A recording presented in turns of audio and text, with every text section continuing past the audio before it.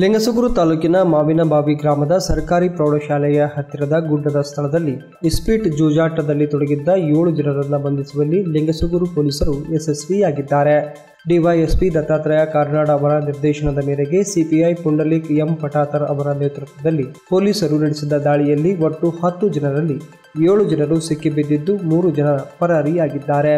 ಬಂಧಿತರಿಂದ 6 bike 2 ಕಾರುಗಳನ್ನು ವಶಕ್ಕೆ ಪಡೆದಿರುವ ಪೊಲೀಸರು 44,500 ರೂಪಾಯಿ ನಗದು ಸೇರಿದಂತೆ ಒಟ್ಟು 5,60,000 ಮೌಲ್ಯದ ವಸ್ತುಗಳನ್ನು ವಶಕ್ಕೆ ಪಡೆದಿದ್ದಾರೆ.